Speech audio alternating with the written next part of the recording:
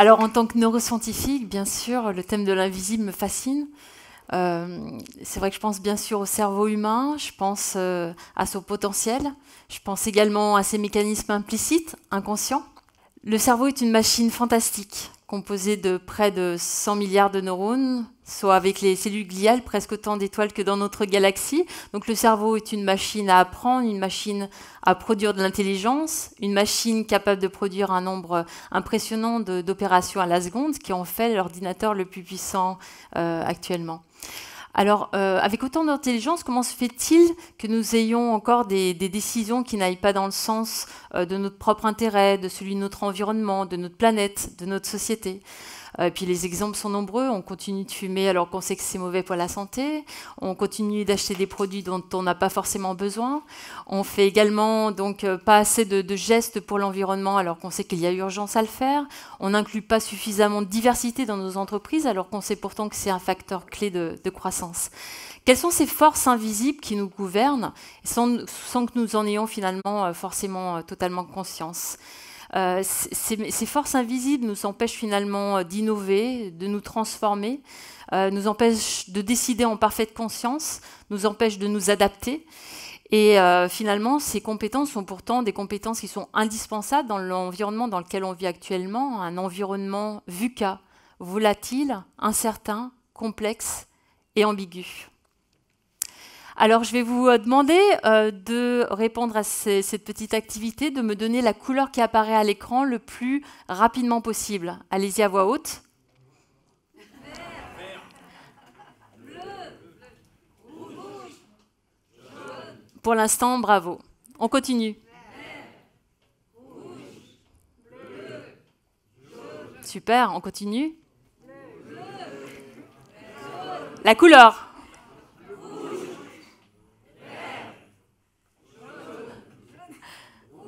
C'est dur, hein. Bon, cette petite tâche assez simple, hein, finalement, n'est pas si facile à réaliser. Hein. C'est la tâche classique du Stroop qui montre à quel point c'est difficile de lutter contre nos automatismes hein, qui sont bien ancrés.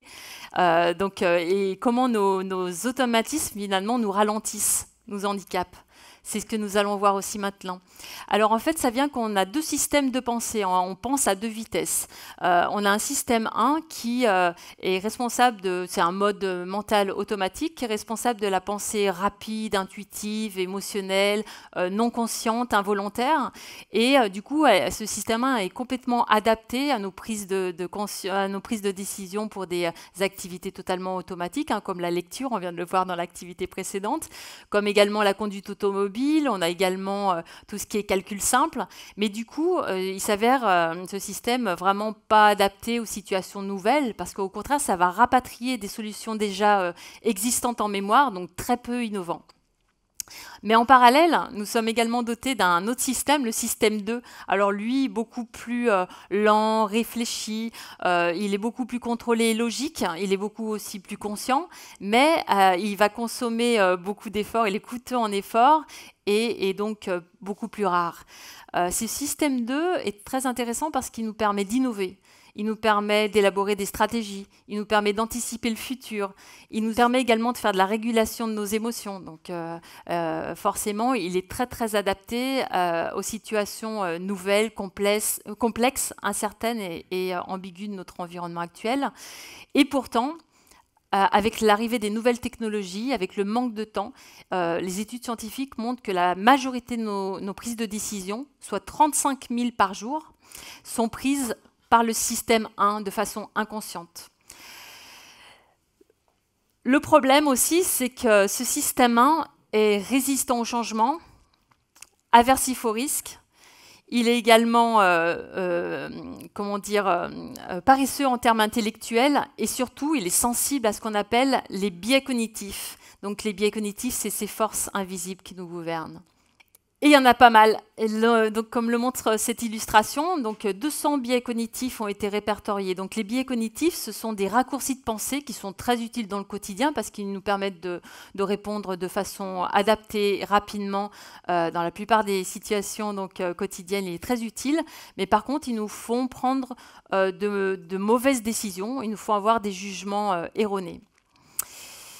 Alors par exemple, si je vous montre cette illustration de voitures garées, on a l'impression que les voitures ne sont pas de la même taille.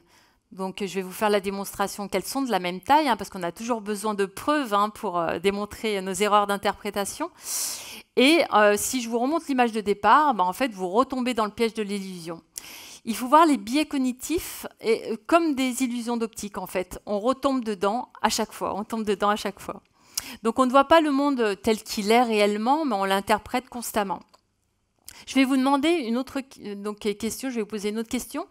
Je vais vous demander si vous considérez comme une bonne conductrice ou un bon conducteur. Donc dans un coin de votre tête, pour ceux qui conduisent bien sûr. Donc dans un coin de votre tête, je vais vous demander de vous attribuer une note de A à D en fonction de comment vous considérez, si vous considérez donc bonne conductrice, bon conducteur.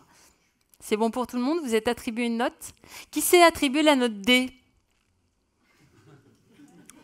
Ok, une personne. La note C? 4 personnes.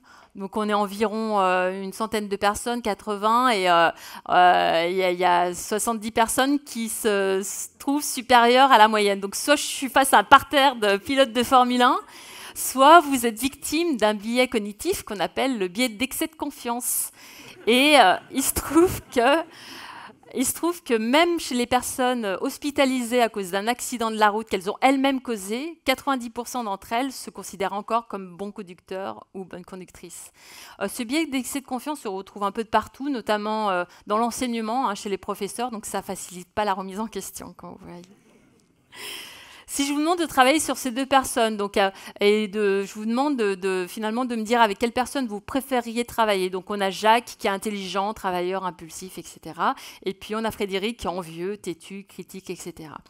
Il se trouve que cette expérience a été menée et quand on demandait aux personnes de réfléchir donc, à leur profil, eh ben, ils préféraient travailler avec la première personne.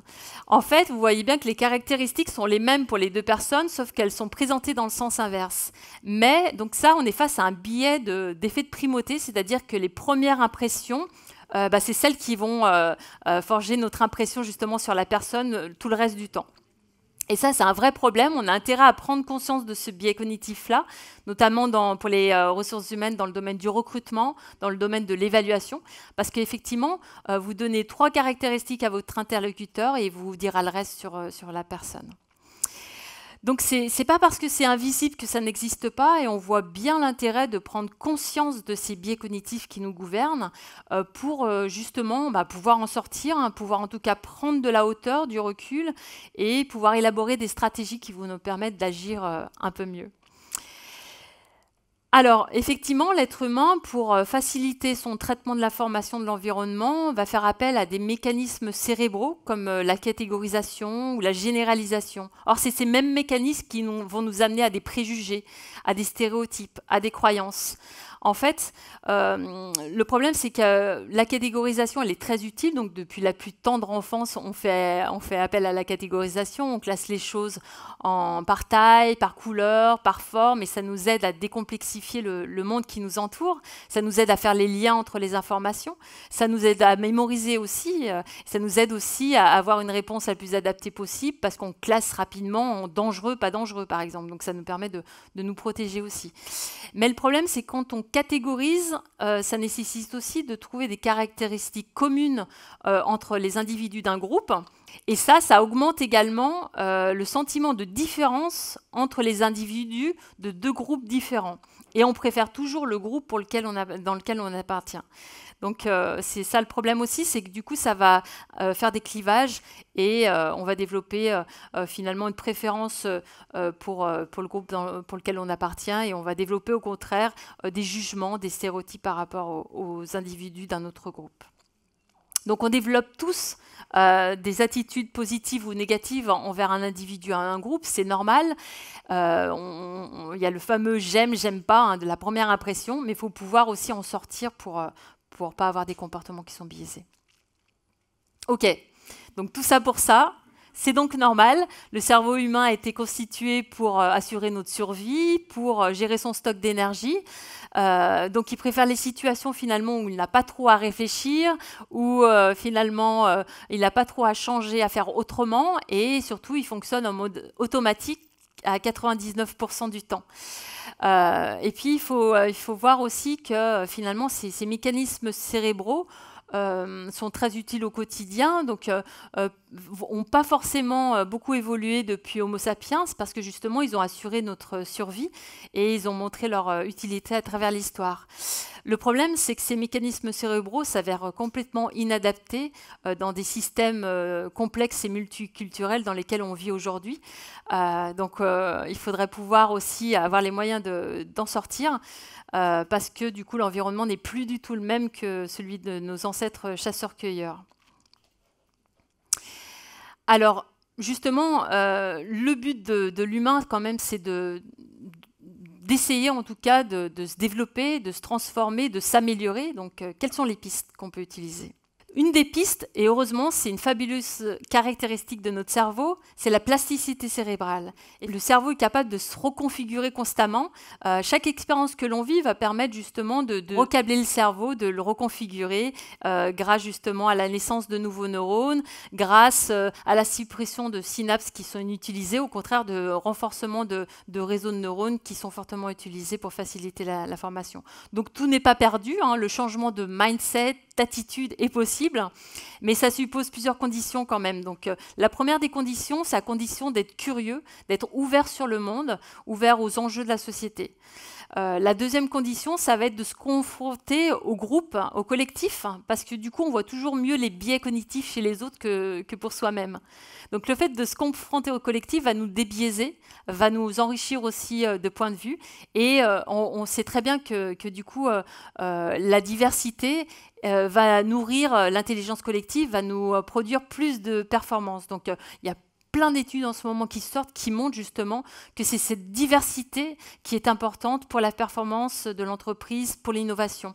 Et au contraire, le fait de rester entre nous avec des personnes, des clones finalement, va appauvrir tout ça. Et puis, du coup, la troisième condition, c'est aussi à condition de faire nous-mêmes le chemin pour vivre de nouvelles expériences enrichissantes, des nouvelles expériences apprenantes qui vont reconfigurer notre cerveau. Parce qu'on peut forcer finalement personne à faire ce chemin-là. Au contraire, si on demande à une personne de changer ses croyances, ses préjugés, ses points de vue, vous allez avoir un phénomène de réactance qui va créer du stress chez votre interlocuteur, qui va créer de l'évitement, qui va créer du silence. Et donc, du coup, vous n'arriverez pas du tout à le faire changer de comportement. Et puis, il y a également des choses que peut mettre en place la société, les entreprises. C'est des coups de pouce qui vont permettre de faire changer les comportements. C'est ce qu'on appelle les nudges surtout de deuxième génération.